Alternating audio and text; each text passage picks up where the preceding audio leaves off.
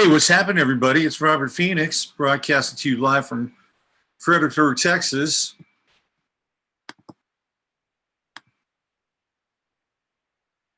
And we're back. It's another Sunday night with the Astro Sunday night live stream extravaganza, taking you into the chart of the moments, specialty charts, mundane astrology, what's happening in the world. It's all here. It's all happening. And you're a part of it right now. So let's get this thing going. Let's get the party started. Let's see who's inside of the chat room tonight. We got Paulette. We got Judy. All right. There's Michael. Michael, who seems to be everywhere. He's in Texas. He's in New Mexico. He's in California. He's everywhere. There's Isla. Hello, Isla. All right, Robin, just up the road from Arlington, and Michael W. What's going on, Michael? Yes. All this stuff here. All this editorial. Hello, Jonas. How are you? So, my mother is doing okay. You know, it's a bitch getting old. I just gotta be right up front about that, man. It is a bitch getting old because she's having a hard time. I mean, relatively speaking, compared to other people, she's doing okay. But compared to where she was a year ago, it's a very, very different place. You know, she had a knee replacement, and that was just after the first of the year. Of course, I went back there after that happened, and just as she was getting back on her feet with the knee replacement, she broke her femur. So that was kind of tough for her. Luckily, she had some really great assistance, really great help from two ladies from her church, and was able to spend time with them, extended period of time, no less. It was really, you know, kind of one of these testaments that people are good. Oh, look who's here.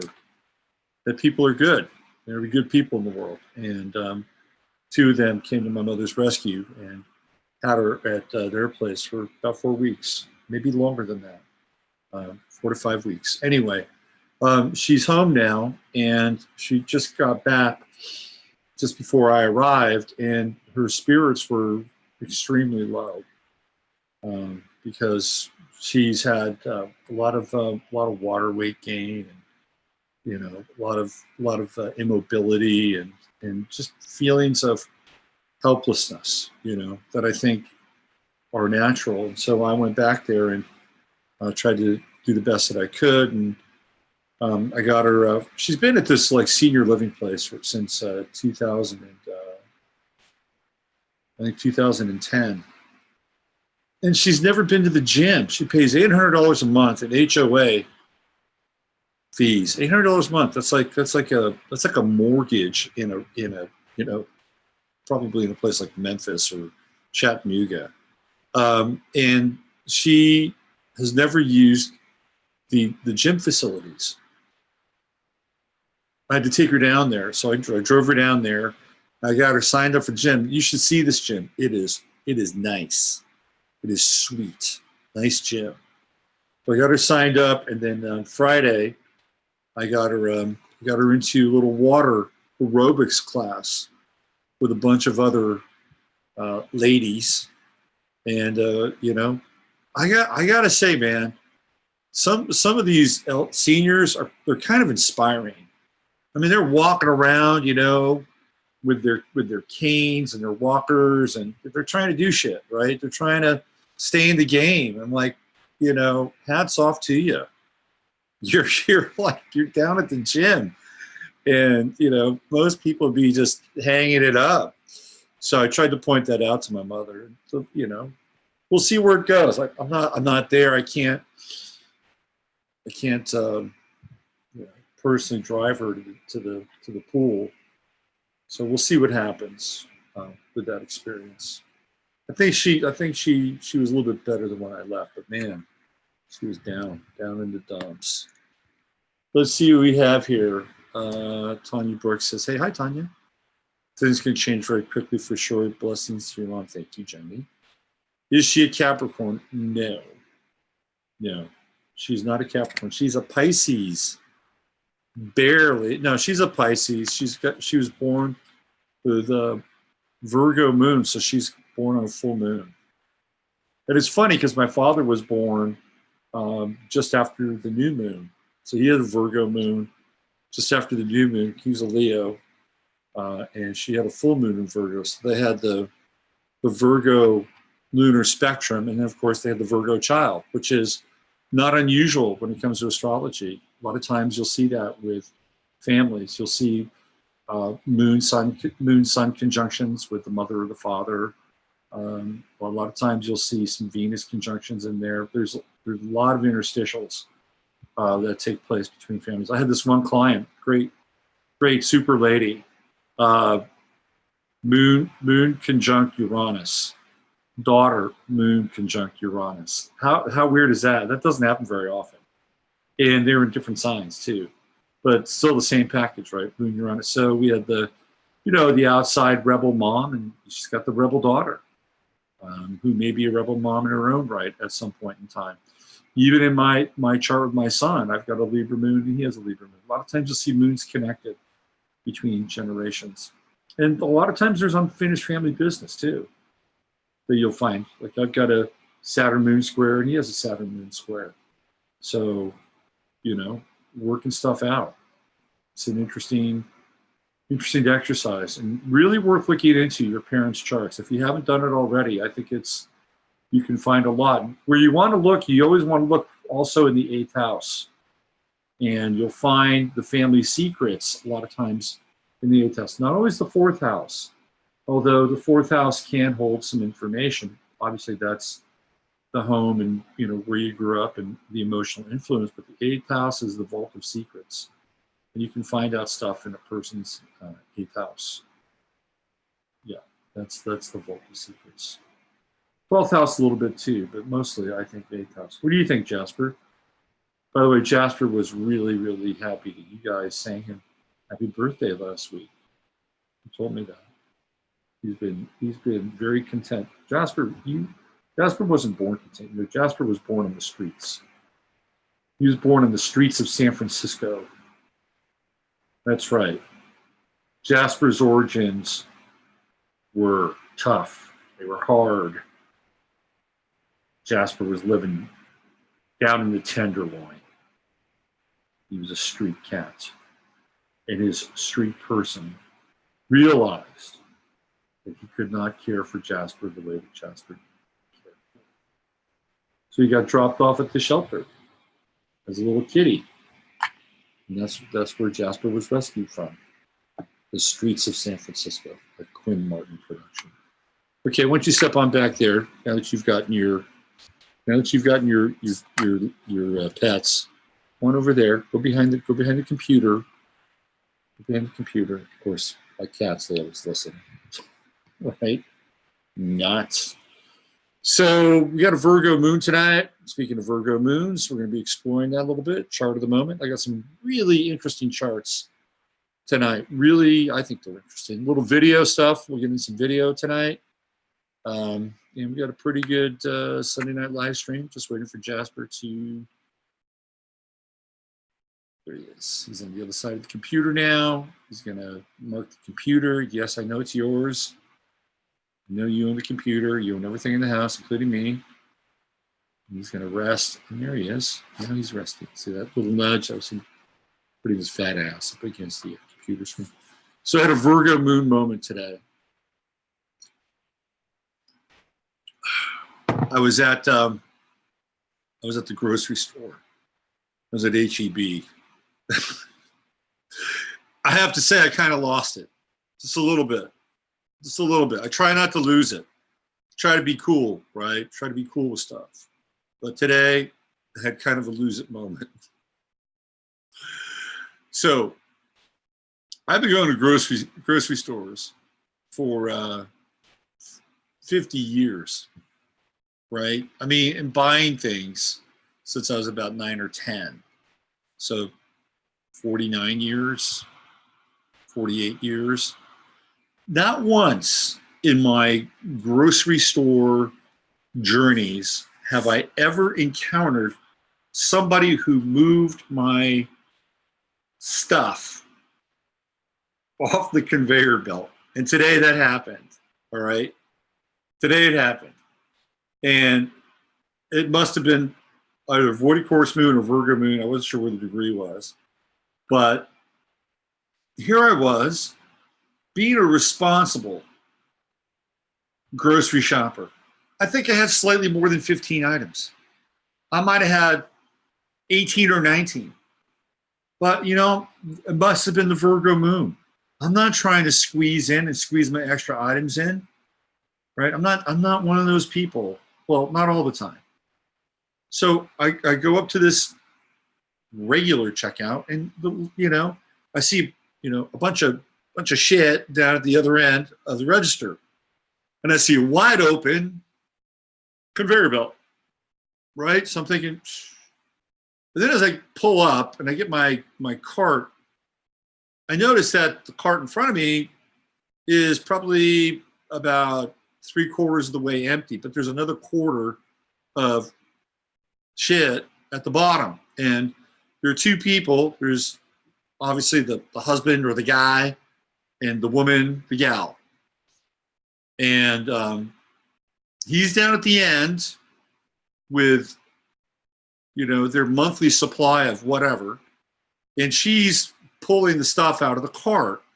And obviously she is like not doing a really good job, because there should be stuff on that conveyor. What is she taking them out one by one and watching the price get rung up? I mean, what is this? Like, you know, the grocery store in the Flintstones or what?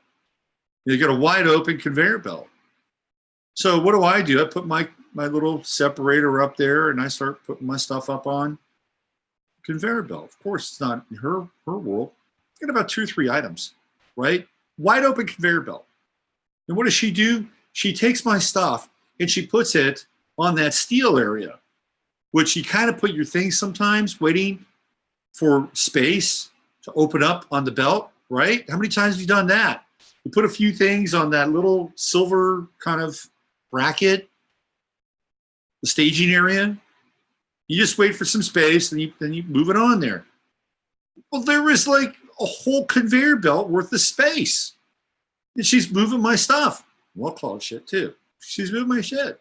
Like, so I noticed it. I didn't say anything. And then I put the little separator, right? Little wall of china, put it out there. Then I put a few things out, and she's doing it again. I'm like, I blew a fuse. I blew a fuse. I didn't want to sit there and have kind of a nice little talk or a nice little whatever. I said, Jesus Christ, you people are fucking impossible. That's what I said. And I left. And I went to the 15 items or less, and I didn't blink.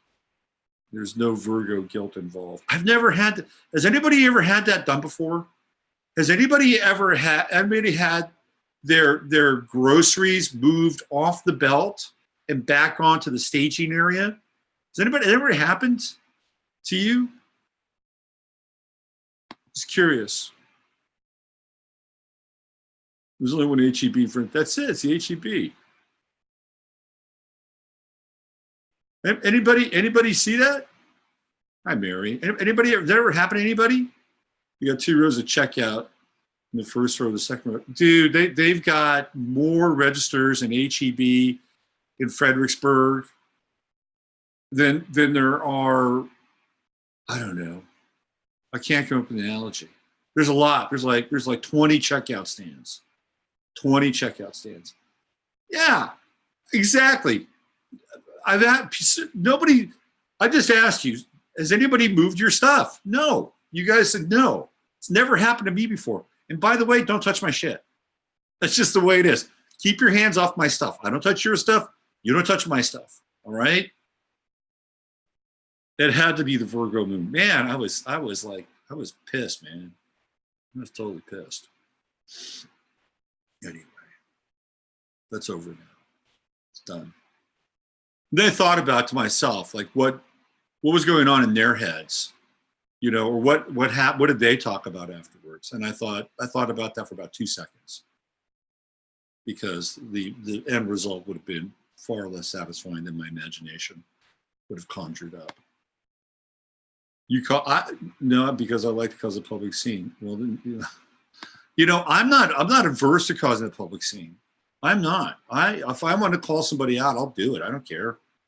But in that moment, man, I was just steamed. Okay, I get it. Thanks, Tony. Yeah, Steve says, I'd be like, what the fuck exactly, Steve? I'm just putting less cashiers on the floor. Yeah, that's true. They're putting less, but HEB is not a self-checkout place. For now, they're not. They have some. I was at one yesterday in Bee Caves near Westlake, and yeah, man, they had the self-checkout lined up like it was infantry. It was infantry.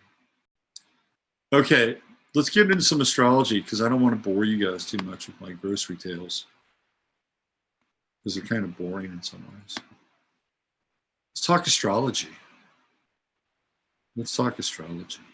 Yes. Let's get into the chart of the moment. I got some good charts for you guys tonight. Really good. Where are we? Come on now. Come on.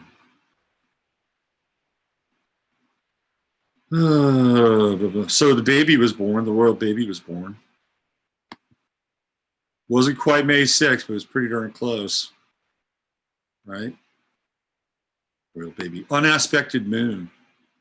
That was one of the things about the royal baby. Royal baby had an unaspected moon, which I thought was quite interesting, given there are a couple of things that we can. I wonder if we can pull up the chart. Let me see if I can find it. Let me just do a little searching here. Royal baby Archie.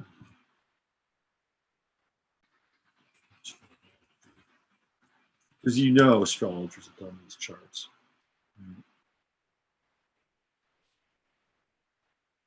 Princess Diana, as personal astrologer, predicts royal baby Archie could become president. That's because Meghan is from the United States, right? She's an American. Let's see what we got here. Here's what the royal baby's astrology chart reveals. Let's see what this chart is. Let me find out the chart. Give me the chart. Give me the chart.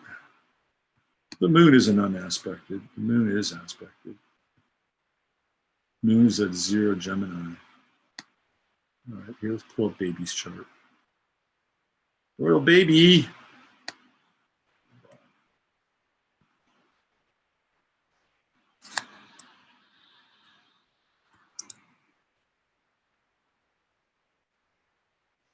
Royal baby.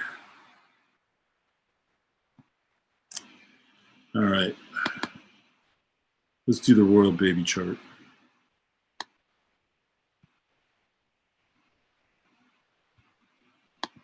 Baby was born on May 6th. Oh, he was born on May 6th. How about that? How about that? He did that big May, like all these amazing people born on May 6th. How about that, boys and girls? Was born on May 6th. 5:26 a.m., Windsor, England. I wish I could have gotten the full chart without these icons, but let's check it out. I had heard that the moon was unaspected, but that's not true. So here's baby's chart. Little archon, little Archie the archon. We got a double Taurus here, double Taurus action. 12 Taurus rising, 15 Taurus sun. So yeah, what do you think of that? I think it's a pretty stubborn little baby with all that Taurus, and then Uranus. A lot going on in this big ass 12th house. Not using equal signs, whole signs. No, it's not happening. Here we got three signs in this very wide 12th house. Venus, part of fortune, Mercury, Chiron, Neptune. There's a lot going on behind the scenes back there. Talk about secrets. Hello, here's a secret. Jupiter in the 8th house, the family secret. Right? We talked a little bit about that before. Jupiter's over here. Oh, we have the true node right down here. Do you know why? Do you know why Princess Diana's astrologer said that he could become president of the United States? Because the true node is conjunct the United States sun. That's why. That's why. And I guess Meghan is, she's an American, right? I saw this this British guy, this British announcer. He could not say that the baby was black. He couldn't say it. He couldn't say it. He was like, it was very hard watching it. It was torturous, by the way. All right, so here we go. There's that moon in Gemini, 1st house. So yeah, we got a new moon. We got a new moon child. Now, here's an interesting question. Now, Meghan showed all the signs of being pregnant, right? All the signs of being pregnant. And I showed her, she had that kind of Saturnian gala night out in the town in New York where her and all these women were all dressed in black, you know, which is the color of Saturn, right? But she looked like she was pregnant for all intents and purposes. But there's some people who think that a surrogate was actually carrying the child. Now, I believe that, what's his name? The first kid between William and Kate, his name George, I think his name's George, right? I think he was born via a surrogate. That's my sense. Because every time I looked at Kate, and I did not see a pregnant woman. Now, Meghan is a little bit different because at least she kind of showed. However, that said, the Gemini moon could theoretically give some credence to a surrogate mother. Now, why do I say that? Because the moon is the mother, right? It's the mother. And in Gemini, it represents potentially 2 mothers. Now, it's not always the case for a lot of people born Gemini moons, right? Quite a few, last time I checked, quite a few Gemini moons out there. But this is at 0 degrees, so it's right at the beginning. 1st house, just after the new moon. And of course, there's the trine going. It's a very interesting trine. See, I could see why somebody would say that this is unaspected. Because this is about a 10-degree orb right here. I don't know. This is giving a lot of credence to that trine. And I'm not, because it's being read like this is 29 sort of Taurus, right? 29 Taurus. So that would be a 9-degree separation here with Saturn. So it's right at the edge, and then it would be a 6-degree. So really what we're talking about now is 10 degrees here and then 7 degrees here. I would say, if anything, it could be a wide trine with Pluto, depending upon the degrees of the orbs. That, you know, some people will say, oh, well, that's, you know, we're going to go 6 degrees or 7 max on a trine. And if that's true, then the moon would be unaspected. I would say, oh, what are you doing? What are you doing? The king is back. Okay, you were just here. You were just here. Can you say hi to your fans and then get down? Say hi to your fans. You gotta go. You gotta go. Okay? Up here. Go. Let you go. You could have stayed back there, but now you have to go. Excuse me. Okay, Jasper's gonna get very needy. So he doesn't want to go. There you go. All right. But he will probably, if I know Jasper, he'll probably be back. No, just stay down there. It's okay. It's okay. No, you're fine. You're fine. You're fine. What did I tell you? What did I tell you? Okay, go back to your spot. Go back to your spot. Go back to your hibernation place. Yes, you're good back there. Just stay back there. Stay back there. Stay back there. Jasper's like Godzilla tonight. He's wreaking havoc with my show. Okay. So I was gone for a week. He's you know, a little needy. We all get that way sometimes. Right? You get that way. You know, it's okay. I know you're a big, strong cat from the streets of San Francisco. Anyway, getting back to Megan. I could see where it would be unaspected here, and maybe the 7 degrees would be constituting a trine. I've seen some astrologers work with that, but if indeed it is unaspected in the books of some astrologers, then it would lend even more credence to the fact that perhaps there was a surrogate involved. Now, here's something that's interesting. Here's something that's very interesting. I think it was about 3 years ago that they were able, at least publicly, to admit that they could essentially cross multiple parents in one child. So you could have the influence of 3 different parents in one child, okay? And they've actually been able to kind of manufacture that. They've been able to engineer that. That's actually happened. And that's for public consumption, okay? We're talking about the royal family here. We're talking about descendants from the black families of Italy and Venice, right? They're one of the descendants of the black families.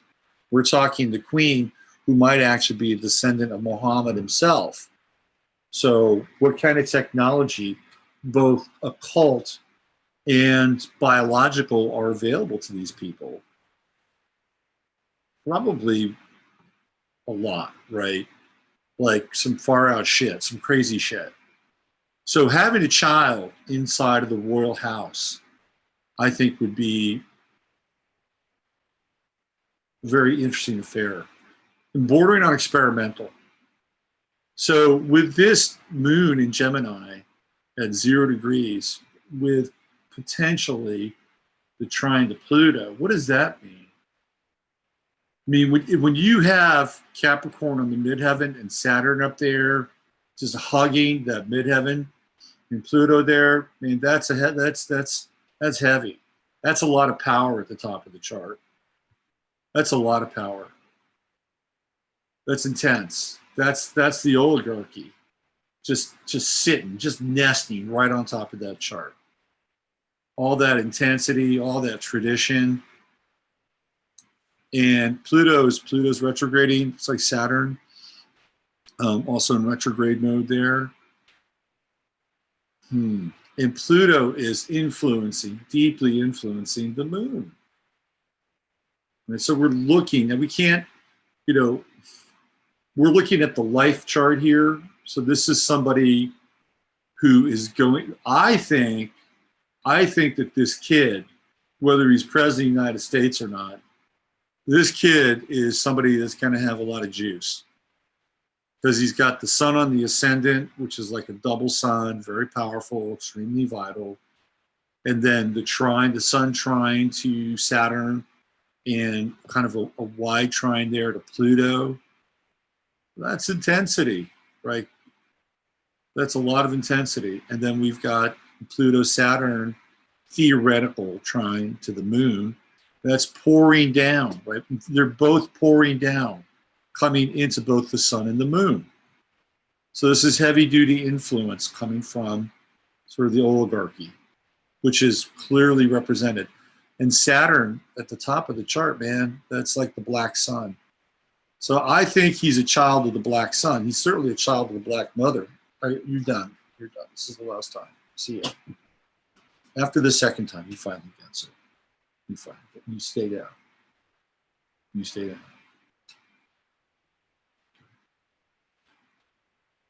So this is in a lot of ways the black sun at the top of the chart, and then influencing that perverse Gemini moon. I said it. Because it is kind of perverse.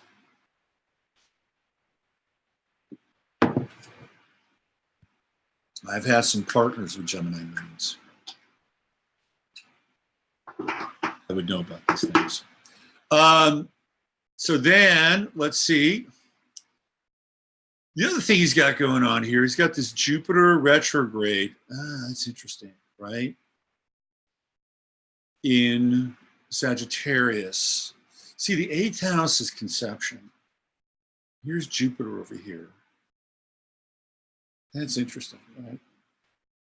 And to me, this gets into this idea, like if that's in the place of conception, because that's what the 8th house is. It's a place of conception. And then the 2nd house is materialization. Now, it's not necessarily birth. Birth is the first breath, but this is where conception takes place, right? 7th house, you're holding hands, kissing, all that nice stuff. And then you get serious in the 8th house. Sex, that's the sex house. This is the house of courtship. This is the house of conception. And the opposite house is materialization. It's the 2nd house, which is Taurus. So here, it could indicate that the conception process there's something going on that's a little bit different with that conception process. It's very interesting, especially because we're dealing with a square to Neptune, which we've been talking about for the last few months, which means that, we're not going to get the facts. Let's see. Okay. So now we've got the square from Neptune to Jupiter.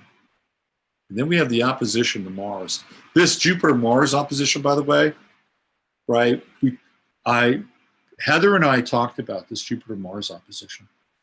And it was one of those moments where, I'm not always sure like how dark I can go on her streams. I love Heather. She's got a great audience, but I don't think her audience always gets me. They get her, and that's great. They don't always get me. Some do. They don't always get me. So we were talking, and Heather was really positive about this new moon, and I just kept looking at this Jupiter-Mars opposition and was like, oh man, I got to get heavy on this thing. And so I started talking about violence and guns and, looking at sort of, what I was kind of interpreting with it, right? What I was interpreting with it. And I was kind of getting a little heavy with it because I was seeing basically another shooting. And sure enough, it happened, right? It happened. And it happened in Colorado with the I Hate Christians kid and the male to female 15-year-old tranny kid. Which, by the way, seems probably like that actually might have happened. Okay, although who knows? There could have been some programming and staging to go along with that too. But there weren't a lot of gun grabbers jumping on that shooting. It's very selective with the gun grabbers. It's usually the events that they orchestrate or the ones that fit a certain pattern and profile. But you get an I Hate Christian kid with a 15-year-old tranny shooter, they're not. They probably want to give them, awards versus trying to take the guns away. I'm sorry, I'm being a bit facetious here, but that happened. That happened during this Jupiter-Mars opposition, and it happened. I guess that was on. Was that on Monday? It was on. It was on Monday. Pretty sure it was on Monday. Yeah. Anyway, here we have Mars in the 2nd house, also in Gemini, and squaring Neptune, one of the worst squares of the zodiac. Just being honest. Mars-Neptune squares are challenging. Challenging. And the reason why they're challenging is because Mars is energy, right? It's energy and direction and focus and will and action. And what does Neptune do? It just drains it. Just drains it.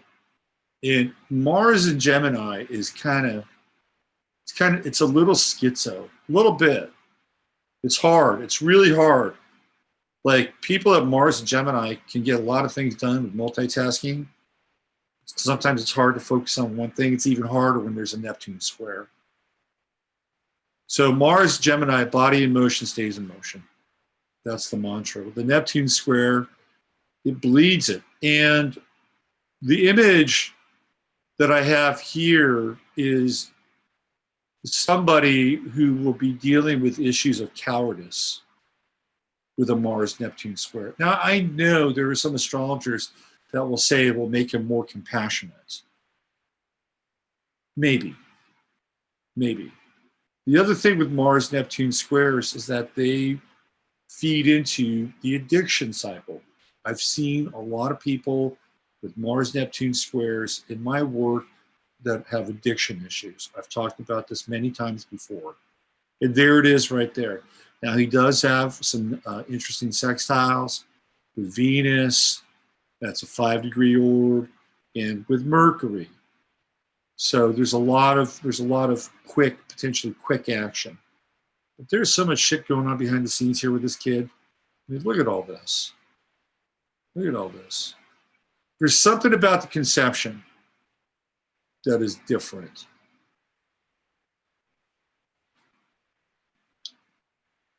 Let's see, what sign is Harry? I'm not sure what his sign is. But I'm willing to say, I'm willing to go out on a limb, he might not be the father.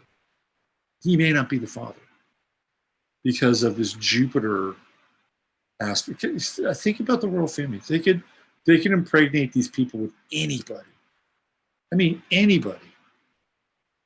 And they've got, like, you know, crazy supernatural and biological technology at their disposal. But could he be the president of the United States? That's the question. He might. Shit, we'll elect a reality TV star, right? Casino owner, reality TV star. We'll elect a grifter from Hawaii with a suspect past and hardly any personal history that can be validated or verified. We can elect somebody like that. That's not a problem. We can elect the son of a brothel madam, and whose uncle was a small-time pimp, drug dealer, numbers runner, right? I'm talking about Bill Clinton. We can elect those guys. That's not an issue. We can elect a former actor, Ronald Reagan. So why couldn't this guy get elected? Probably could. The only thing he's missing here is he's missing the Leo connection. He's missing that Leo connection, which I've talked about before. So I'm going to say no. I'm going to say no. But by the way, I probably won't be here to validate it anyway. Some of you might. Who knows? If you're in your 20s, it's be about 35 years from now. So be in your midlife, and you might see President Archie, right? President Archie. Archie Bunker for president. It's a whole other reality show. All right, let me check in with you guys. Let me see where your heads are at.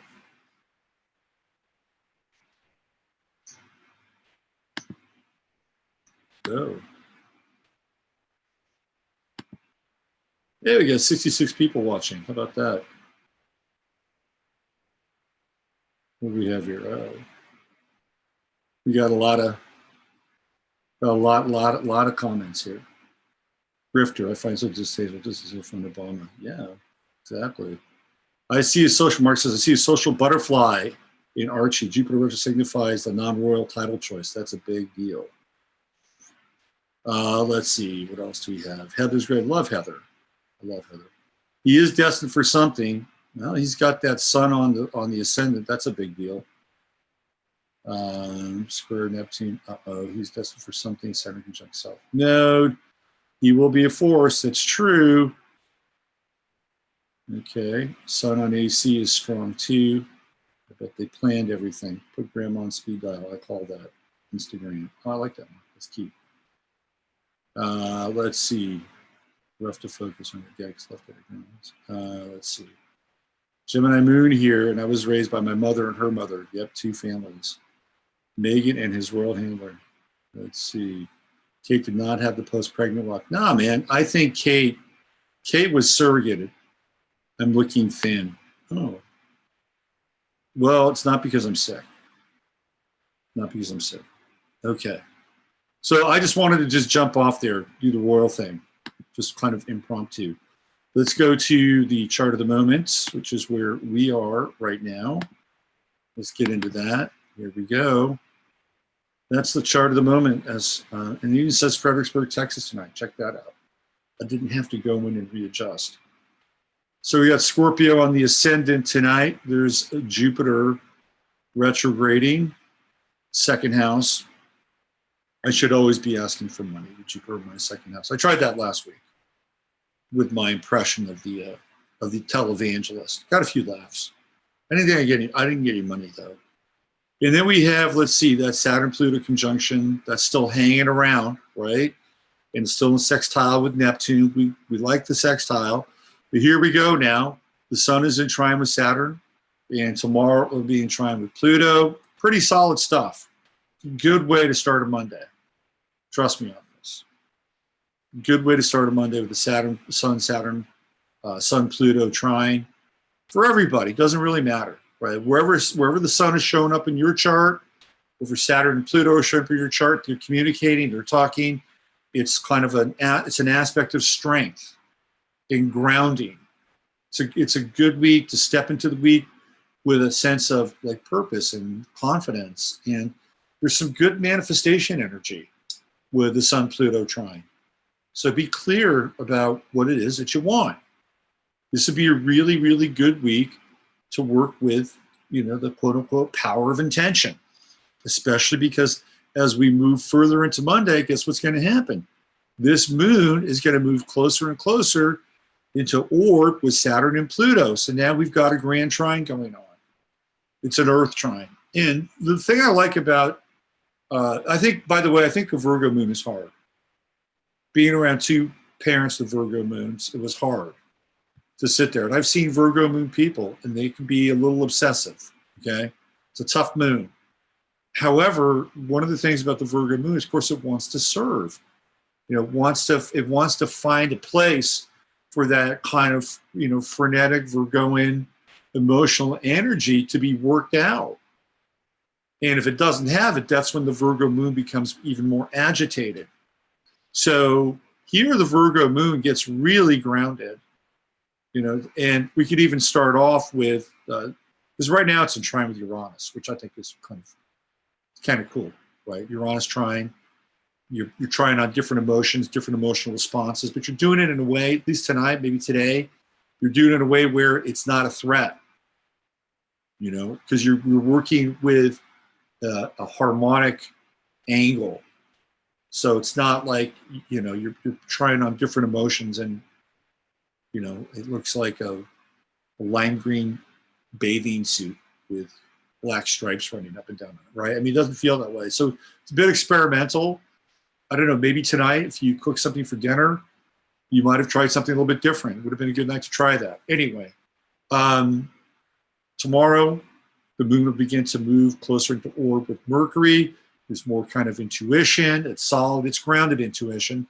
And then it'll wind up being a part of this grand trine. And so we have a nice kind of trinity of productivity. Doesn't that sound like something you'd get at an efficiency workshop or something? It's the trinity of productivity. These are the three principles that will guide you towards being a successful employee and contributor to the corporation. The trinity of productivity. That's true, though, because we have the moon in Virgo, which is like, hey, again, I want to be of service, coming in and trining Saturn. It's grounding, right? You're finding some purpose here with the moon Saturn trine. There's some emotional connection, grounding purpose. And with the trine to Pluto, there could be some intensity and depth. It's great for healing as well. So take some, like if you want to take some steps towards, you know, really tackling some physical malady or some physical kind of so what I'm looking for, condition that's also connected to your emotions, right? Like, so let's say eating. Let's say you've got an eating disorder where you want to eat better. This grand trine, perfect for you to deal with it. It'd be perfect to like plan out your meals, right? Be perfect to understand the relationship between your emotions and eating and digestion. Really great if that's what you're into, right? Because there's kind of a bit of a psychosomatic connection with the moon. And then as it gets closer in trine with the sun, things are easy. Things are easier to do. So if you want to start, usually like I like new moons to start kind of exercise or dietary regimens, but I think this would be a good one. It'd be a good one because there's some staying power here. You're dealing with the sun in a fixed sign. You're dealing with the moon trine Pluto. Pluto, it's not, Capricorn's not a fixed sign, but Pluto is a fixed planet. So there's some fixity here. It's good. I like this. This is actually a really nice trine. So it's practical, right? It's not off the charts. It's not crazy. It's not like wild, electric, passionate, but it's got staying power. So if anything that you want to start this week that you want to like really kind of get up, push that boat off the banks of the shore, this is a good time to do it. Really, really good time to do it. Because when the moon moves into Libra, we get into some oppositions. You know, the first thing we get into is that opposition with Chiron, that's a bit tricky. That'll happen this week too, right? That's going to happen, what, on Tuesday? We've got Monday, Tuesday, roughly Tuesday, end of Tuesday, beginning Wednesday, moon Chiron opposition. That's a little bit tricky. That's where, you know, Libra moon's a nice place for the moon. Chiron opposite can sort of lead to what's not really lack of confidence, but not feeling really sure about your emotions. This is a really brief period of time where relationships can get tested. How you feel about relationships can get tested. How you feel about being balanced and diplomatic versus, you know, cutting it loose with Chiron and Aries and telling people how you really feel, right? So it's an interesting opposition that takes place later this week. And can there be emotional healing? Sure there can. Absolutely. If you're somebody who classically is a classic overgiver, or you put somebody else before you, or a placater, right? The moon Chiron opposition will help you out with that. Definitely. It'll help you out with that because you can say, I'm done with this. I'm done with placating. I'm done with overextending. I'm done with being the one who's always giving. It's out of balance. Wham. There's that Chiron opposition. Put it back into balance. Reclaim your will versus, you know, just kind of going along to get along. What else do we have this week? Let's see. Mars is about ready to change signs. It's about ready to go into Cancer. That'll be very interesting. You know, we've had a lot of whirlwind activity with Mars and Gemini. Man, we had the fire at Notre Dame. You know, we had, I think we had the Christchurch shooting, if I'm not mistaken. It was 30 days. before the fire of Notre Dame. We had the thing in Poway. We had the explosions in Bali. We had the theoretical shooting, both in Poway and in Colorado, all with Mars and Gemini.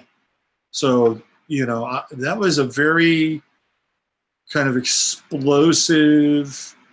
We had a failed coup in Venezuela, Mars and Gemini, which kind of works, really, if you think about it, right? Because are the people of Venezuela really behind the coup? And the answer is no. This country is behind the coup, right? Didn't work out so well. But now it's moving into, when we get into 28, 29, when we get into the anaretic degree, this is where it's a little sketchy with Mars.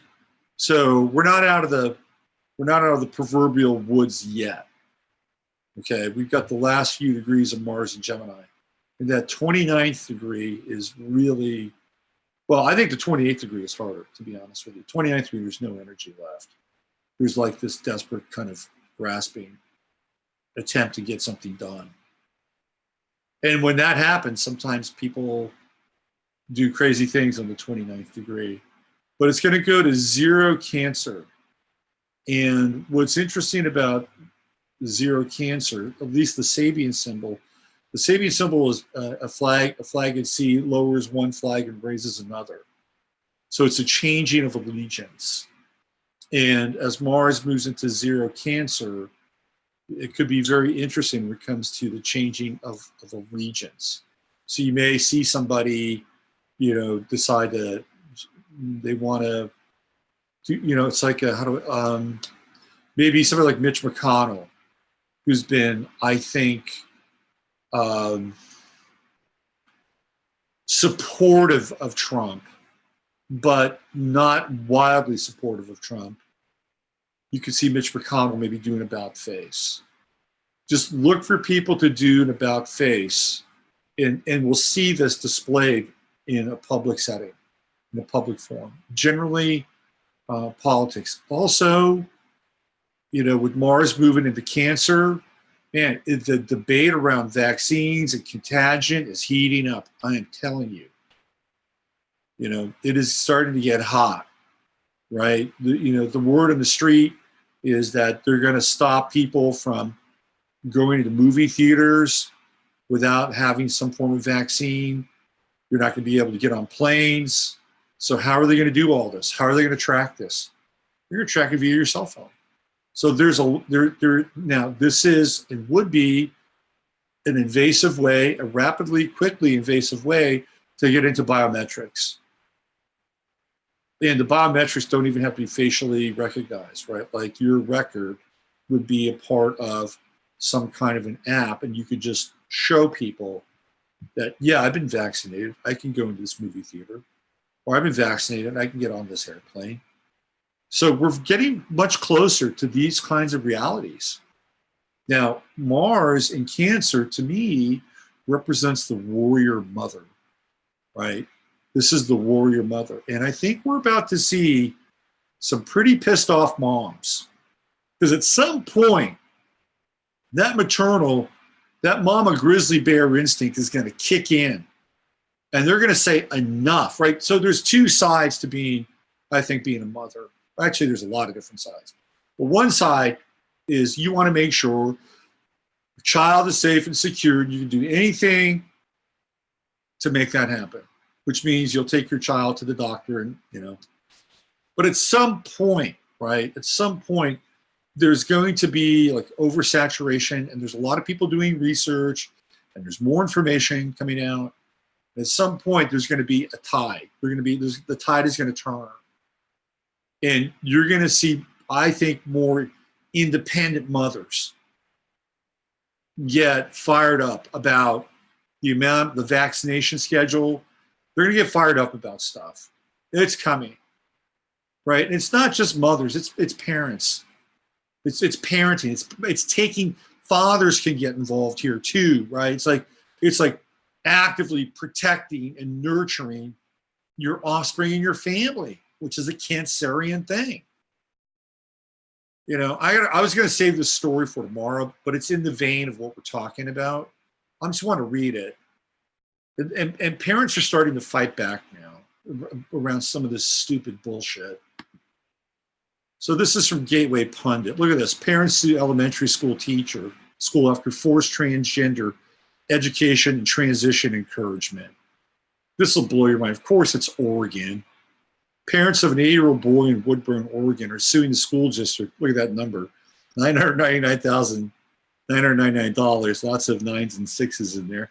After they say their son was taken away from recess and forced to sit through transgender re-education, as school officials thought the boy wanted to transition and encourage him to seek gender reassignment. Can you believe this shit? This is from the Statesman Journal. This is the original paper in Oregon that reported this. The parents of an elementary student suing the Woodburn School District for almost $1 million. Why couldn't they just throw that extra dollar in there and flip it at the pump? Why that number? Question. Without their permission about being transgender, the lawsuit filed in Marion County Circuit Court accuses the school of false imprisonment, negligence, and the intentional infliction of emotional distress. The student was 8 years old when his teacher, after noticing the boy use the bathroom, pulled him aside. What the fuck? Kept him from recess and showed him videos and books in an effort to promote him becoming transgender, according to the complaint. The then second grader at Delhi Muir Elementary School and his parents had made arrangements with the school for him to use the staff restroom because of a digestive-related medical condition, probably due to vaccines, no doubt. His teacher assumed the boy is not comfortable with using the public boys' restroom because he was transgender. Can you believe this? The complaint also alleges the following. In April 2018, without notifying the parents and without any authorization from the school district, the teacher began developing a lesson plan to help the boy understand what it meant to be a transgender. What the fuck is going on in this teacher's head? Oh my gosh. It's kind of like reverse Christianity, you know? Instead of like saving the child, like, oh, I want to convert him. I want to convert him to Christ. It's like, oh my God, I have an opportunity here to save a child and move him into the gender that deep down inside he truly wants to be. I've got to come up with the study plan. You know, he goes online and starts mapping this shit out. Can you believe this? It's a she. She then began keeping the student inside the classroom alone during recess at least 3 times to show him videos. But this is nuts, man. This is totally nuts. These lessons included episodes of the reality television series I Am Jazz, about a transgender girl named Jazz Jennings. Jazz Jennings, transgender secret agent girl. I am Jazz, and who are you? The Kid's Guide to Gender Identity and discussions on the difference between male and female body parts. If that had happened to me when I was 8 years old, I swore, by the way, when I was 8 years old. I swore like a sailor. I probably would have swore at the teacher. But of course, that was a different time. It wouldn't have been uncommon. My parents went to a lot of parent-teacher conferences. During the lessons, the student was not allowed to go outside for recess until he finished the videos. This is cruelty, man. At the end of the school week, the teacher told the boy to take the books home and share them with his family. His parents first found out about the lessons when he brought. Can you imagine that? Mom and Dad, I'm supposed to share these with you. And you're the parents? You remember watching the old the old Three Stooges, you know, when they would eat something really hot and then all of a sudden the steam would come out of his ears. Remember that? Moe's ears or whatever. This is what happened. This is what would happen to the parent. They were extremely shocked to find out that she would expose their son to various sexual concepts, such as the difference between male and female body parts. The family's attorney, Edgar Diaz, said the parents filed a complaint with the school, said officials minimized what has occurred to them. If this happened in Portland, it would not be a big deal. Can you believe that? It's like, if it happened in Portland, don't worry about it. You know, they fuck kids in Portland. You're lucky he's not important, okay? Just be lucky he's not important. This is bizarre. The boy became confused. He now shies away from playing with girl toys or playing girl-related games. And when personality changes, becoming more depressed, aggressive. Now he's got counseling. He's also afraid of attending his current school. His parents have also struggled with anxiety, stress, and depression. The parents now fear the son will have gender identity issues because the teacher, not them, taught their son about identity. God bless this kid. You believe that crap? Sorry. I'm editorializing a bit. You see, this is the Mars and Cancer right here. This is the aggressiveness, right? The aggressive nature of protecting our offspring, Mars and Cancer. We're going to see more of it, I guarantee you. Guarantee. Because people are going to push back, man. The nanny state. See over here, nanny state.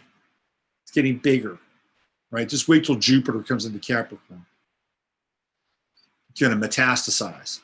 The nanny state with Jupiter and Capricorn. It's going to metastasize. Get ready for that. All right, let's check in with you guys. Let's see where we are. This is not the politically correct astrology show. I can't teach a lesson about puberty without consent. Let's see, dangerous times for children, MK Ultra practice. Yeah, absolutely, man. Oregon governor has a bill for signatures allows dentists to give all kinds of vaccinations. Yeah, what's her name? Brown, Karen Brown. She's nuts. She's probably a lesbian teacher. Probably. What does Jones say? Those kinds of teachers shouldn't be teaching. That's what they're cranking out in universities now. I hope the mothers will shove back. Damn right, it's time. And the fathers too. The fathers have a right to protect their kids. They have a right. And what's happening is that the state is defining less and less rights for parents. That's what's happening. Less and less rights for parents. So with Mars and Cancer, I think both men and women, because men have a nurturing side too, right? They're the ones that want to protect, theoretically. And you get the mama bears going, man, look out. Look out. All right, let's get into some charts, shall we? Let's get into it. So I found some really interesting charts tonight. And two of them are synergy charts. So why don't I start with them? Because they're pretty interesting. Okay, so let me fire this one up. This one really, really kind of blew my mind in a lot of ways. Okay, so on the inside, we have the chart of Rami Malek. Who is Rami Malek? He played Freddie Mercury, right? Freddie Mercury, right here, Rami Malek. He played Freddie Mercury, Bohemian Rhapsody. Rami has Sun in Taurus, in Moon in Virgo, Mercury and Venus in the sign of Gemini, and Mars in Taurus. Okay? He's got a Pisces midheaven, so he's creative and has done quite well for himself in film, right? So check this out. Check this out. All right? This is really interesting. He's got Moon in Virgo. Moon in Virgo. His moon is at 11 degrees, and Freddie Mercury's sun is right here. Right there. Conjunct his moon by 1 degree. Freddie Mercury, born at on September 5th. So they've got a sun-moon conjunction. I see, you know, he could be a Leo rising. What I was really more interested in is I was interested in lining up the conjunctions, right? Doesn't matter if he's a Leo rising or not, because like his sun is always going to be like on his moon, right? Because Rami Malek's is not going to change on the inner wheel. But he's got a sun-moon conjunction, almost exact with Freddie Mercury. almost exact. So there's something here about this kind of, how do I say this?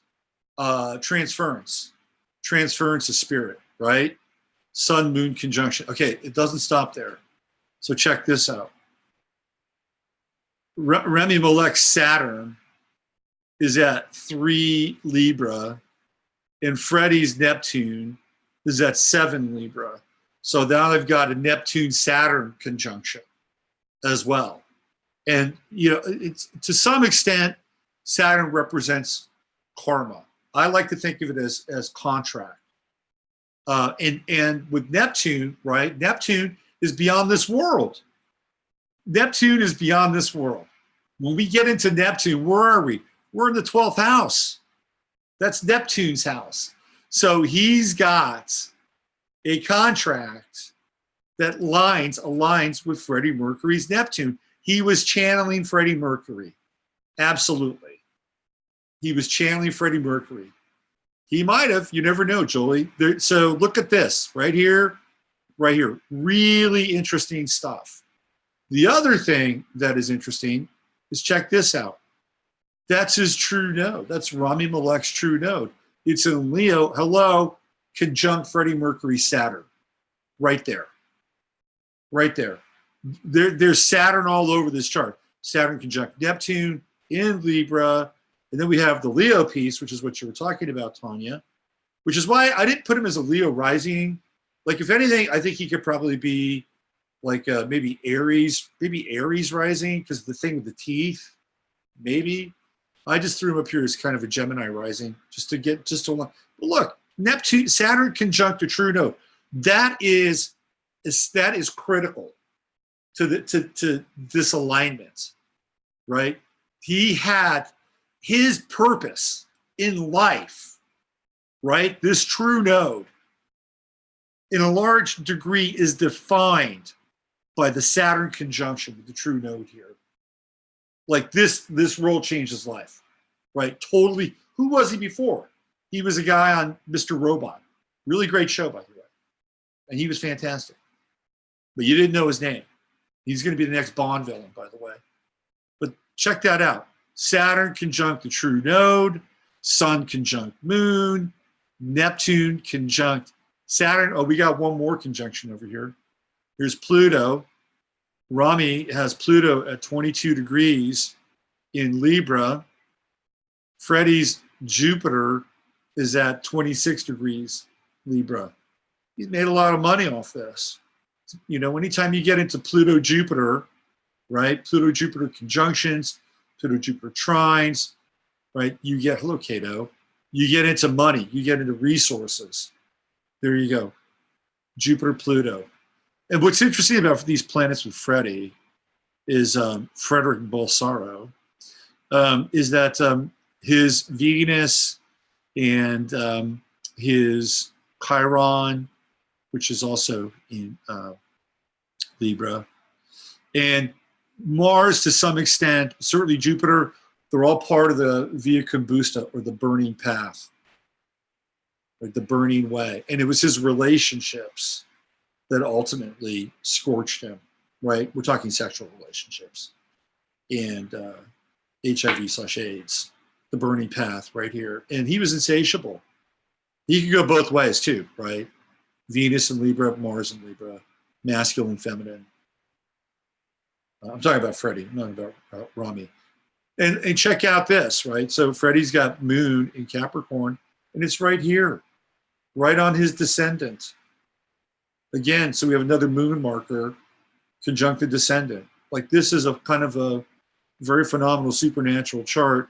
And in the 12th house, from the beyond, Freddie's true node and Uranus coming in, right here, coming in to his 12th house, and forming his 12th house. It's a really super interesting synastry chart. And I you know, I knew it was Rami Malek's birthday, and I lined it up, and I was like, wow, this is kind of mind-blowing in a lot of ways. Kind of mind-blowing. Anyway, I thought you guys would find that of interest. I have another synastry chart that I'm going to bring your attention.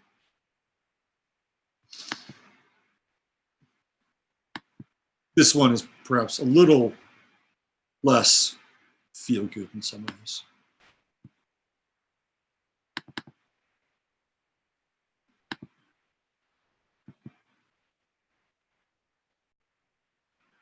Okay, here we go. Synastry chart number 2. On the inside, we have the very first trade that Facebook made.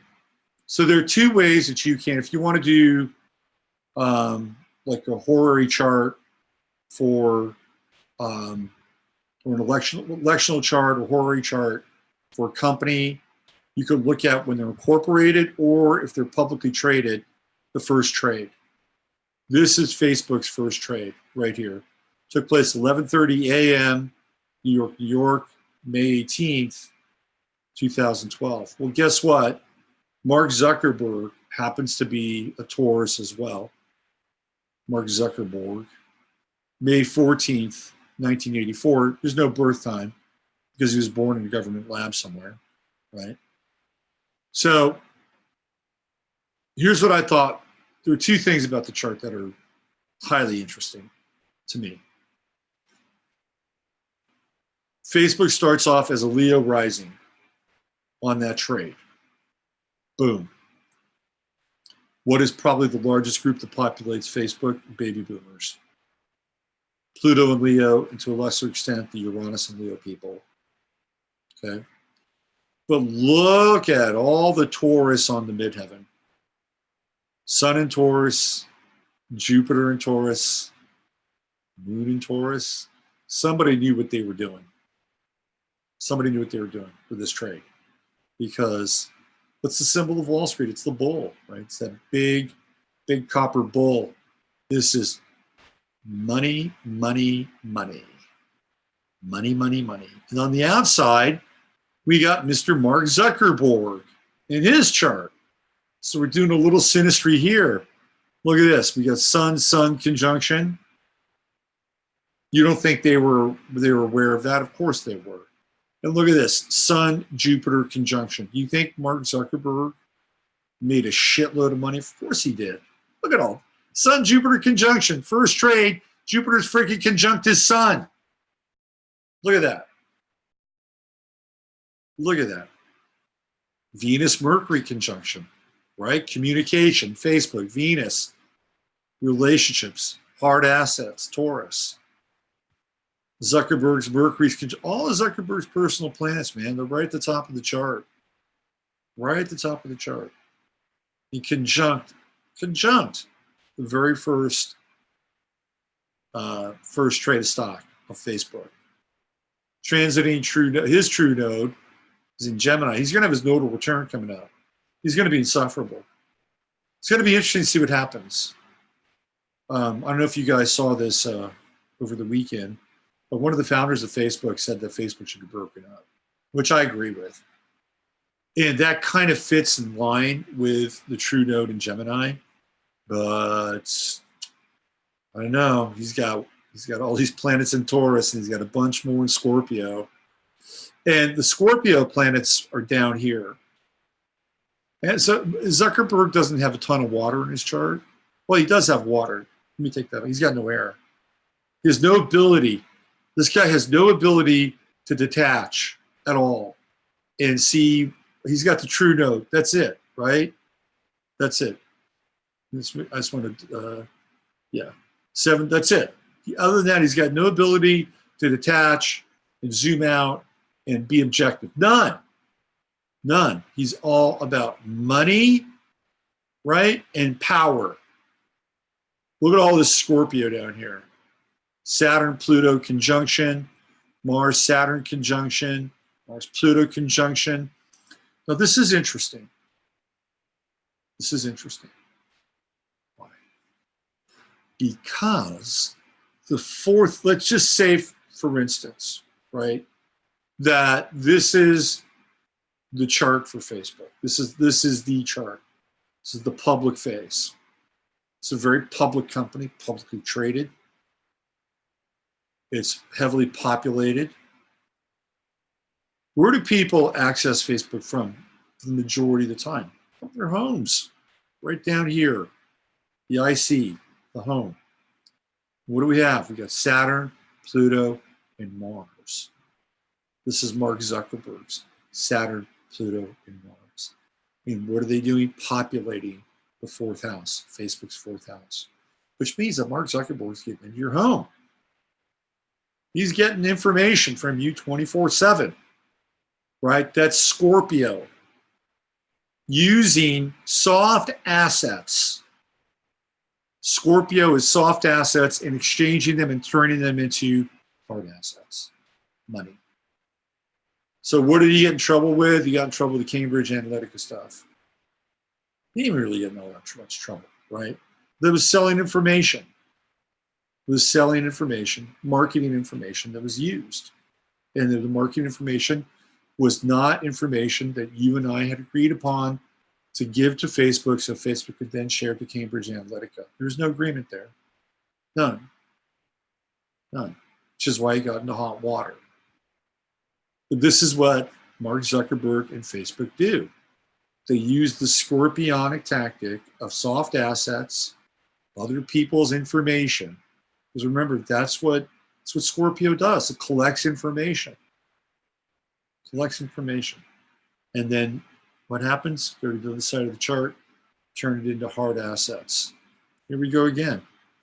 Mark Zuckerberg, here's his freaking Jupiter in Capricorn. He's gonna be insufferable. He's gonna be insufferable over the course of the next couple of years. Just insufferable. His Jupiter is conjunct Pluto. Is conjunct Facebook's Pluto. That's money. That's huge money. We just saw that with Rami, Malek, and Freddie Mercury, the Jupiter-Pluto conjunction. And it's changed Rami Malek's life, doing that film about Freddie Mercury. This is life-changing money right here from Mark Zuckerberg. Huge. Huge. Facebook's true node, which is interesting, right, is in Sagittarius. Very interesting. And what does it do? It's in opposition with Zuckerberg's. Zuckerberg's is in 2 Gemini. Facebook's is at 5 Sag. It's fitting. This whole thing kind of fits like a glove in some ways. In, you know, Gemini is one of the signs of spycraft. And Sagittarius is about information. Big, large chunks of information, hopefully connected to something very truthful. In this case, the answer is probably not. Right? It's interesting. Very interesting. The first trade, there's Mars over here in Virgo, second house, so it's going to be active. Facebook obviously is quite active. And that Mars is in sextile with all of Zuckerberg's Scorpio planets. I'm trying to find out if there's like a glitch in the system with Facebook. And it's kind of hard to see, to be honest with you. Maybe it's the opposition. Maybe at some point Zuckerberg will be so obstinate he'll actually pull Facebook apart. You know, and if Facebook does get separated, it'll be separated on his terms and not anybody else's. I think that the only thing here that I see that could be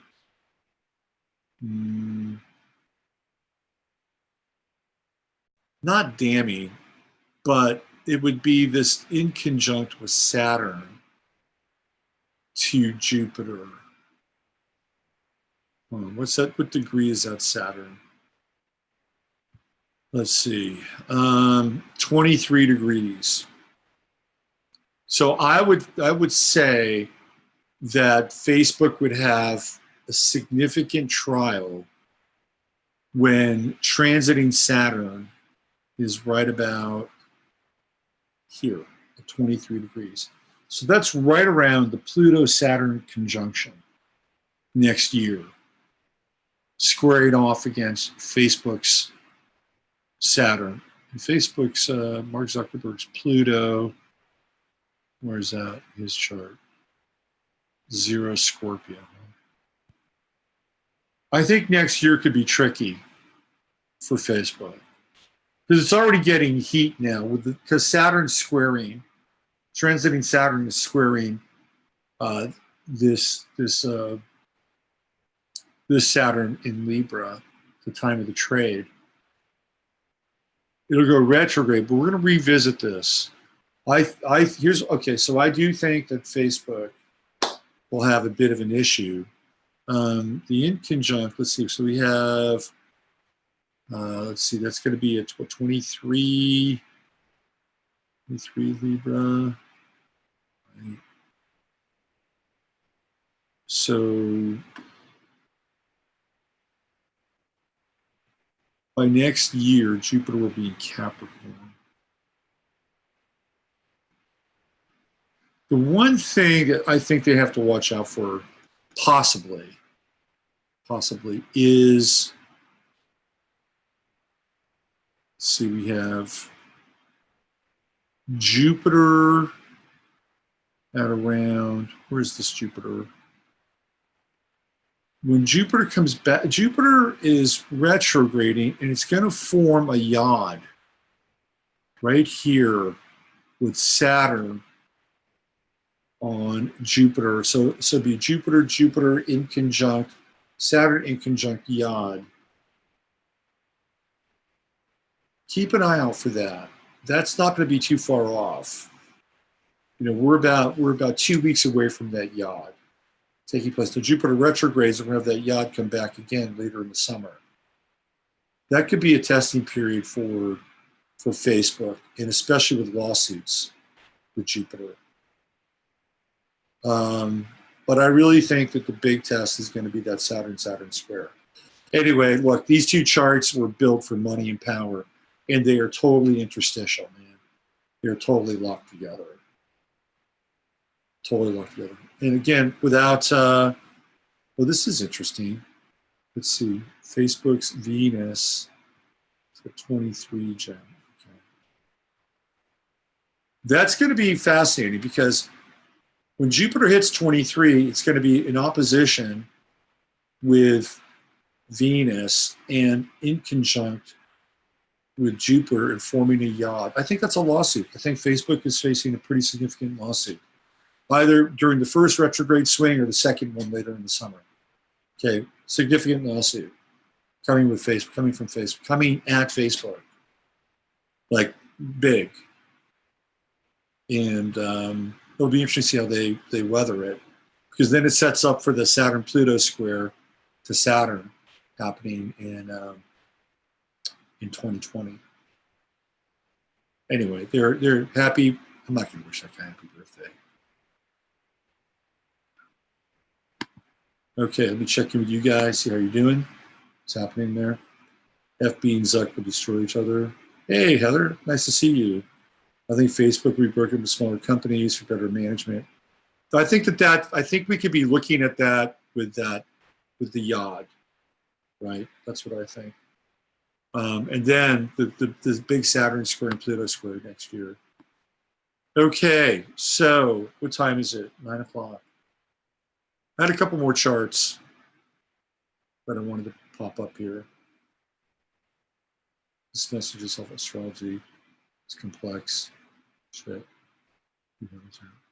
Robert's fans like Heather. Yes, we do. We love Heather.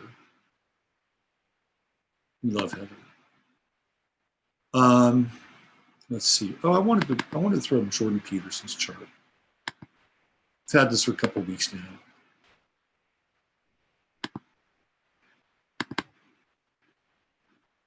I think I grabbed this. He was going through some transits, but that was like on the 29th of April.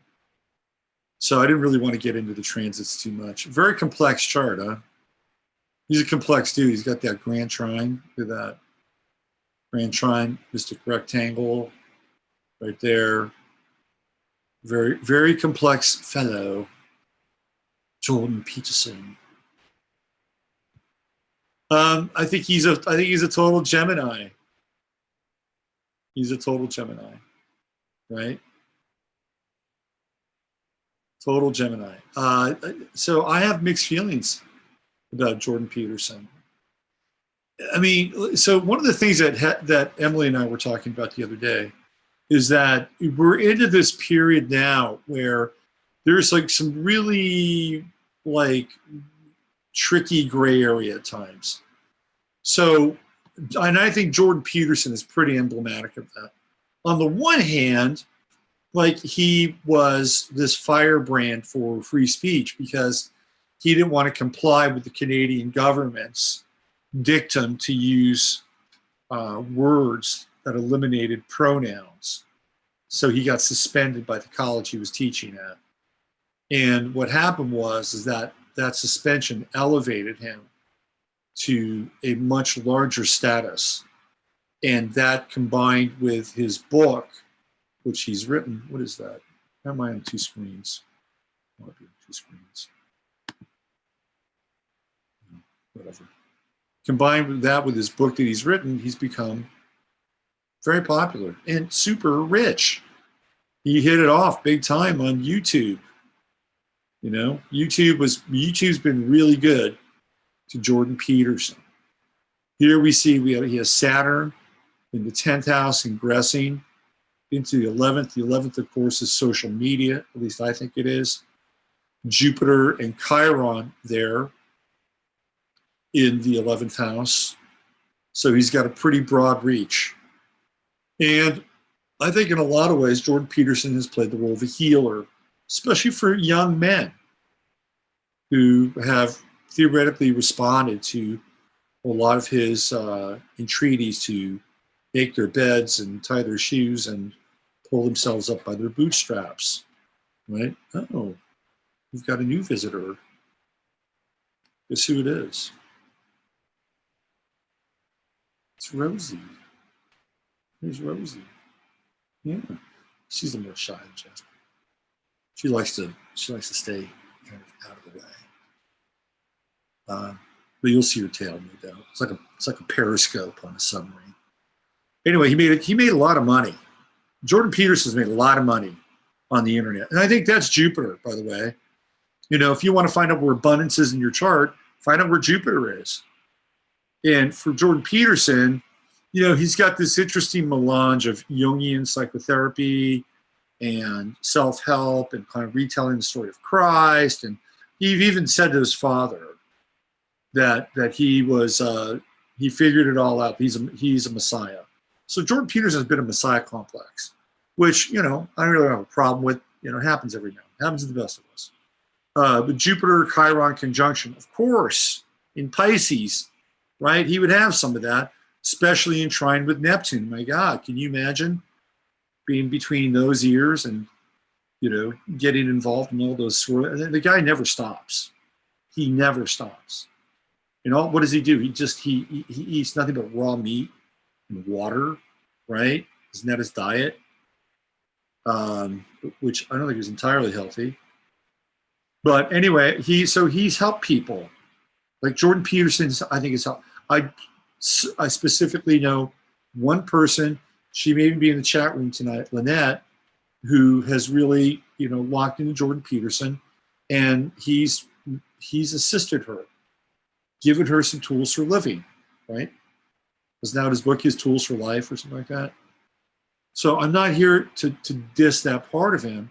But on the other hand, like there are other parts of Jordan Peterson that are sketchy, that are dodgy. Like one of the things that he talked about, like right after Sargon of Akkad got kicked off of Patreon, Jordan Peterson and Dave Rubin were so incensed and upset that they were going to start their own Patreon. Well, they haven't done that because he makes too much money off. Jordan Peterson makes a shitload of money off of Patreon. He makes 6 figures a year off, big 6 figures, deep 6 figures off Patreon. So you'd have to recreate the platform and do something on his own. And man, does he want to do that? No, he doesn't want to do that. That's not what this chart is about. And by the way, he's into money. He's got Sun in the 2nd house. Is there anything wrong with it? No, I'm not judging it. He likes it. He's got a video where he talks about how much money he's made. He's very proud of it. More power to him, right? So he doesn't necessarily, how do I say this?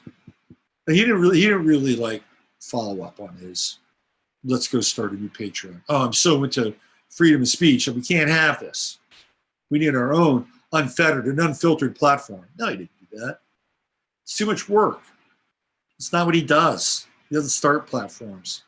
He writes books and he talks and he gets on YouTube. He's a Gemini. He's a communicator. That's what he does. But I think he's also a bit of a fabricator, right? You got the Sun, Jupiter square, Mercury, Jupiter square. That's confabulation in a lot of ways, and especially in Pisces, right? Especially in Pisces. Jupiter, Sun square in Pisces. I mean, I think he could be a little bit delusional, but it's okay. Sometimes great things come out of short bursts of delusion. You know, it's like sometimes obsession can be a good thing too. Too much obsession is not a great thing. If you're obsessed with, you know, banana splits, it's not a good thing. The other thing about Jordan Peterson, this gets into the Gemini, and I've talked about this before, is that he's done work for Agenda 21. He's done work for Agenda 21. He's done it. He's talked about it. He basically went in and he recrafted quite a few passages that are kind of the ribs of Agenda 21. They hired him to do it. And he said, oh, I took a lot of the claptrap out. Right. Well, how do we know what you took out? He's a hired gun. He'll fucking work for anybody, okay? He'll work for anybody. That's the Gemini piece. That's the piece right there. He's got a Mercury-Pluto square, right? He's obsessed with, that's the obsession part. Mercury-Pluto square, he'll work for anybody as long as he gets paid. That's what I think about him. And there is a Mercury in conjunct with Neptune. I don't think he's always telling the truth. I'm not even sure he knows that he's always telling the truth. One of the big beefs is that he got on the wrong side of like the identitarians. And the identitarians thought, oh, here's Jordan Peterson. He's coming out and basically saying what other people won't say, which is he's going to get on that third rail and he's going to basically say that that quote unquote whites, so-called whites, are being mistreated, and there is in fact a global genocide program that's in the works, and they're very invested in eradicating European historical culture. And by the way, that's a fact. That's a fact. That's happening. If you don't know it's happening, then you're either asleep or you're ignorant. It's happening, or you're cheering it on. You know, Notre Dame was just another and the latest example. Like there were hundreds of churches last year in France that were desecrated and burned. This is happening, right? So Jordan Peterson, for him to go all the way, would say, well, not only that, but this is also taking place, and he didn't, right? And so the identitarians got up in arms. It's like, what are you? Who are you? You're all about free speech. Then he goes into this place where he's so deathly afraid of fascism rising that he can't go there. You know, and it's like, look, Jordan Peterson knows what side of the bread is buttered, okay? I don't think he's under some great philosophical fugue that is informing his bias and opinion about the eradication of Western culture and equating, supporting that with the rise of fascism, nationalism, and Nazism. I don't think that's it at all. I think this guy likes money. Mr. Taurus rising, Mr. Sun in the second house, right? He likes his dinero. He's not gonna sacrifice that. Not at all. It's interesting too. He's got this true note in Leo, so he's really appealed to young people, children, in a lot of ways, boys. You know, I think Jordan Peterson is he's like the Pied Piper of Hamlet. He's like the Pied Piper meets Peter Pan. He's got that effect. Has he done some good? Sure. I think, again, my friend is just one example, and she's not even a guy. She read his book and it changed her life and helped her keep her shit together. Sometimes that happens. Carlos Castaneda was a fake. He never went to Mexico. He went one time. That was it. Everything else is all made up. Do those books change people's lives? Sure. Absolutely. Some of those principles people still live with. Right? Tales of Power, Don Juan Matisse, all that stuff. You know, I mean, it's like,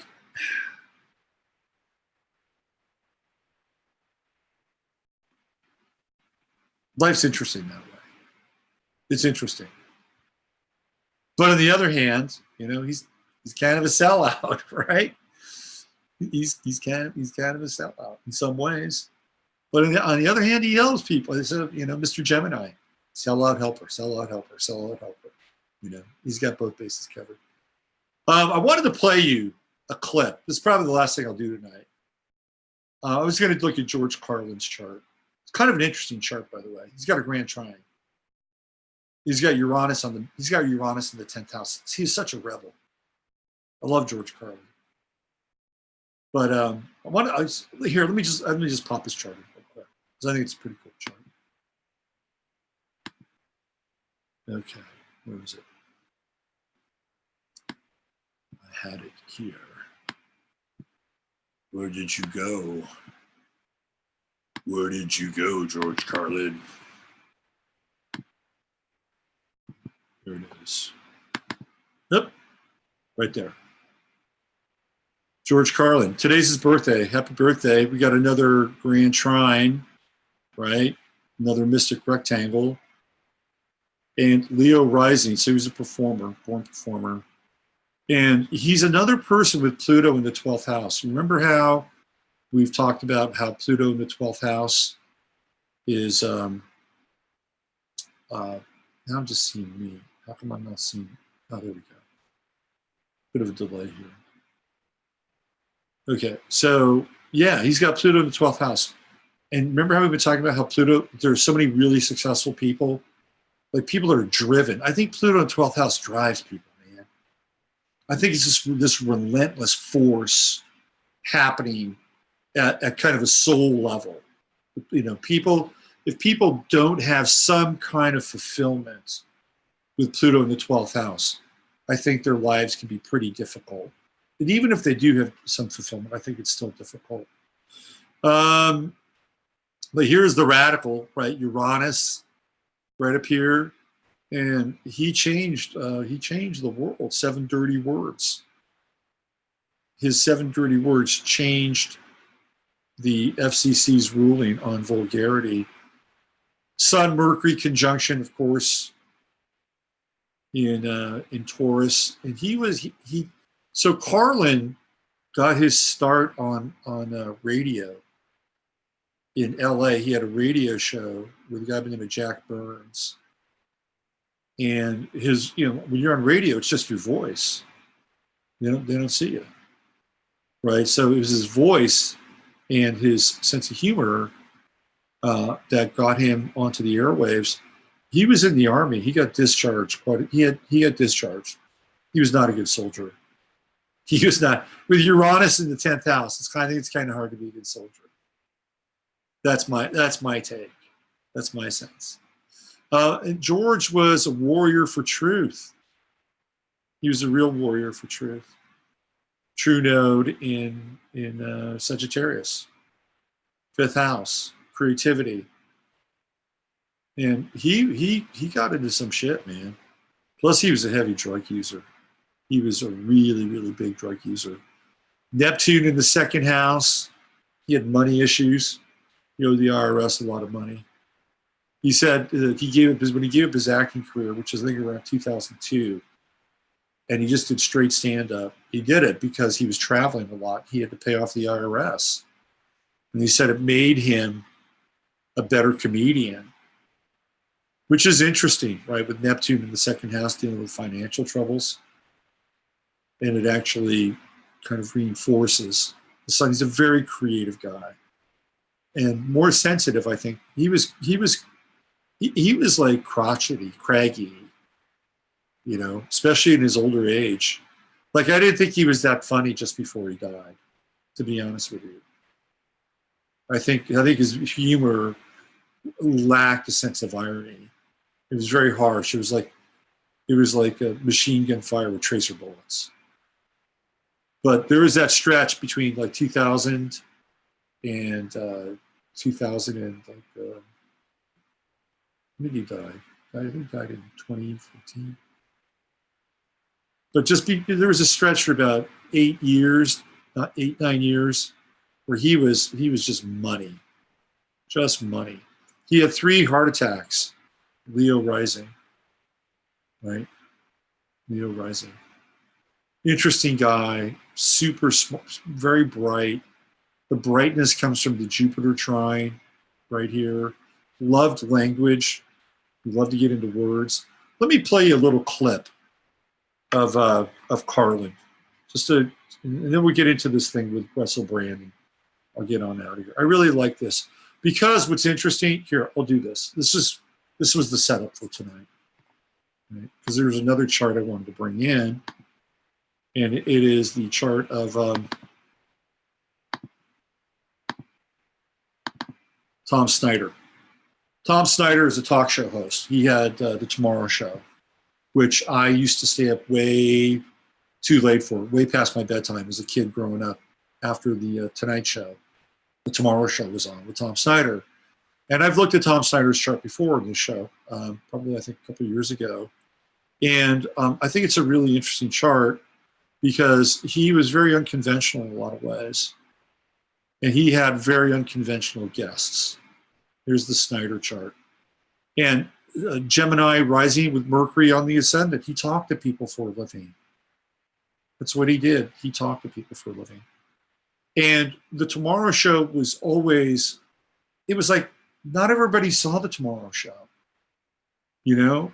It was like, especially if you're on the East Coast. Because it was late. And on the West Coast, it was late. I guess they staggered the time. But Tomorrow Show came on at about 1 a.m. West Coast time. So maybe it came on a little bit earlier East Coast. Maybe it was 1 a.m. East Coast.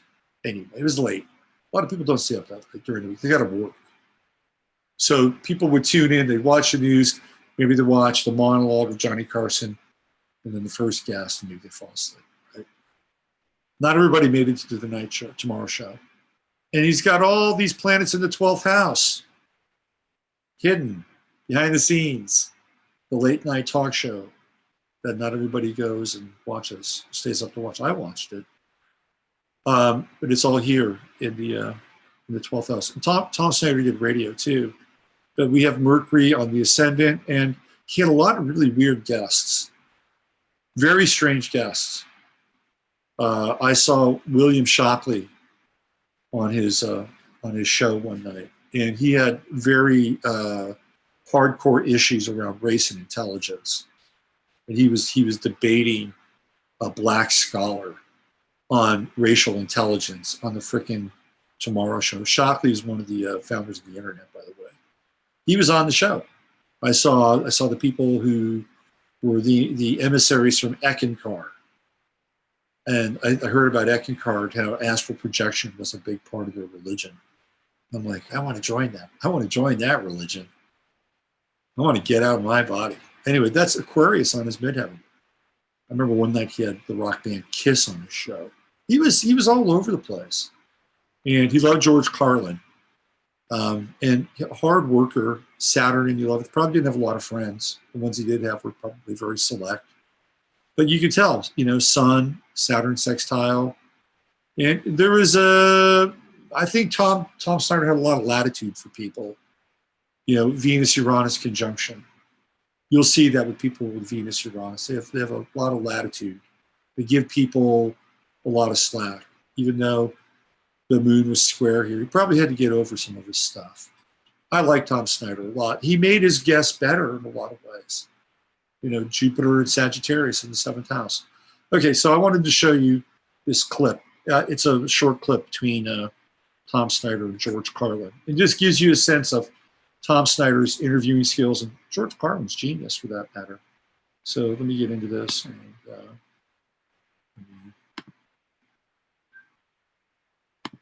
do this over here. Share this with you. So there's Tom Snyder, and it's not very loud, so you'll have to listen or turn up your volume. Called George Carlin back in town, airing repeatedly starting tomorrow night at 9:45 Eastern and Pacific, 8:45 Central, and for some reason that even George can't tell you, 7:45 in Denver, Colorado. I've seen the first 15 minutes of this. I cannot wait to watch your face. So you're up your game. Unbelievable. Before we get to one of my favorite topics, I'm going to ask you for your commentary on the recently departed Mr.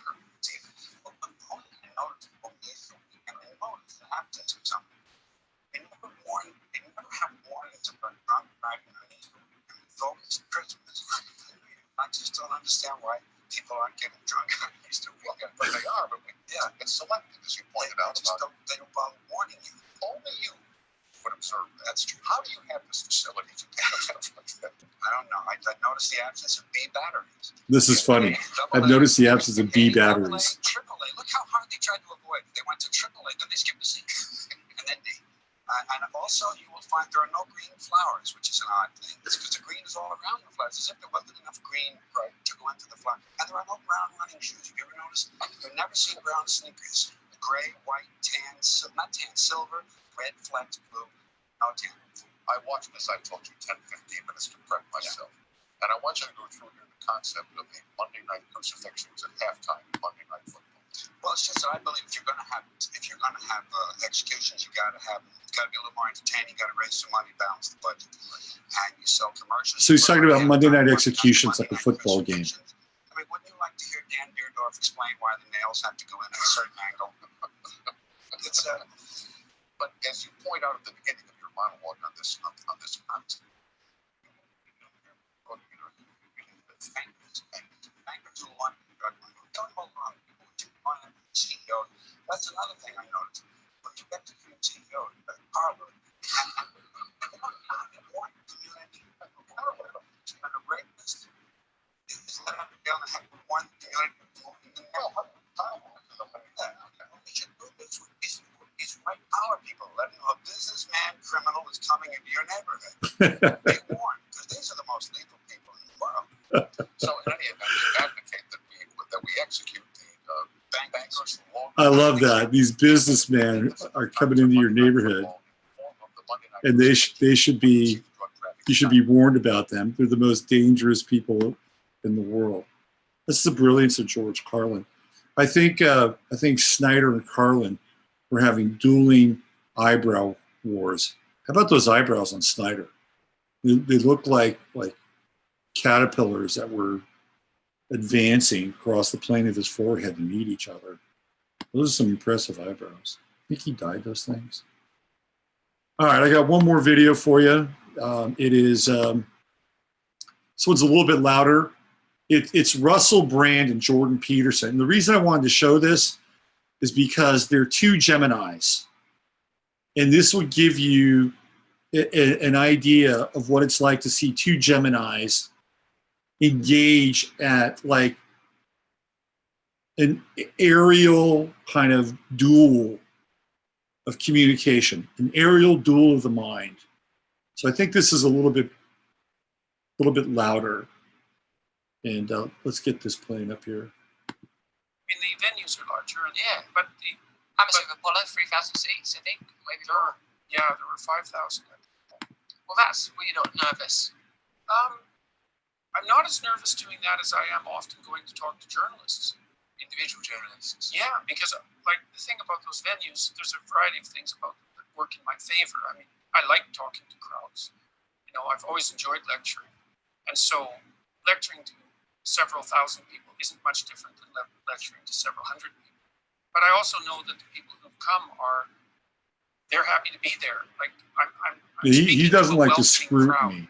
He gets nervous and around all scrutiny. of the details are essentially under my control. So Under his control. So it's not. Taurus rising. I'm actually enjoying it quite a bit. I mean, I'm apprehensive beforehand because you should be. You know, I want to do a good job, and I want to make sure things go well, and I want to get through the material properly, and get a little farther in my thinking than I have been. And I'm trying to make each time I lecture better than the last time, and I don't. Obviously, I always don't succeed at that, but it's good. I'm enjoying it, and my wife is a very good travel companion. She's very stable. She helps me on my days, and so we've got it down to a bit of a routine, I would say. Tammy is in the room with us. We have already met previously in Los Angeles. You won't be on mic, there isn't a mic, but it's just in case listeners are wondering why. Perhaps they might be able to detect in my voice that I'm occasionally glancing towards a spouse. The reason is because I am. Now, well, I'm curious, when you're doing these lectures, is there not a performance component? Do you not feel like... Definitely. Yeah.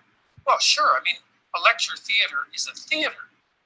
You know, and a lecture is a form of theater. Now, it's a serious form of theater, but theater can be serious. You know, and there's because partly what I'm doing is I'm presenting ideas to an audience. All right, let me fast forward here. I want to see you get rapid fire. Category system. They destroy their father, essentially, and chaos comes flooding back. That's what happens to people who aren't looking at things and delimiting them properly. They become apocalyptic and do them in. So, but sometimes in mythology, there is the positive confronting of the god, e.g. Prometheus. So sometimes we need to steal the fire. Sometimes we need to challenge these orthodoxies, don't we? Yes, absolutely. I mean, part of the death that you're describing is actually the confrontation with a form of tyrant.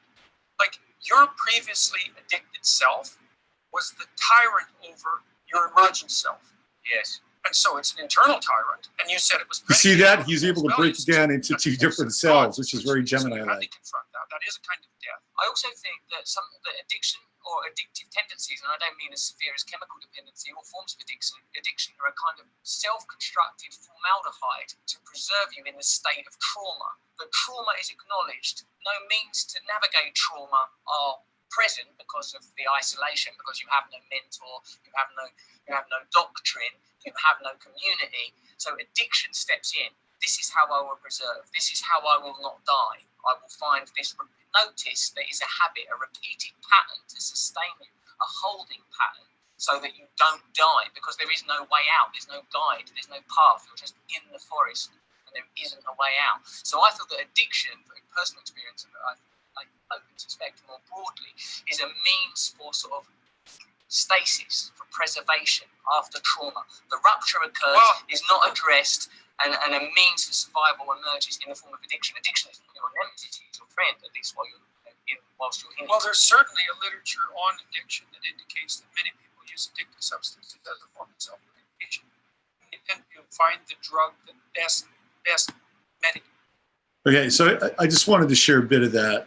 And the thing that was really interesting about that exchange, and I do recommend watching that interview, because at some point they get into a discussion around socialism, and it gets very heated, and they really are at a high kind of Gemini level. No matter what I think of Jordan Peterson or what I think of Russell Brand or whatever, it's a really interesting kind of look into two Geminis, you know, really articulating. But if you notice, right, that there, even in that brief snippet of dialogue, that Jordan Peterson was talking about the addiction being this tyrant in Russell Brand's life. So there's this split, right? There's Russell, and then there's the tyrannical addiction. And then Russell is talking about his addiction, and he's talking about it in this kind of very personalized way, that it becomes like this life raft for him. And so they're both sort of in this process of personifying the addiction, which is a very Gemini kind of way of communicating. Anyway, I'll put the link in to the chat. It's a really long hour and a half. If you've got an hour and a half that you want to watch something else besides a movie, you can watch it. Check it out. Let me see. I'll just throw that in there. See that. I think Jordan knew recovering people love to talk about their victories, so Jordan filled space with Brand's failure, elevating Jordan. Oh, that's a really interesting insight. RB will defend and rationalize addiction. He was kind of mythologizing the addiction, wasn't he?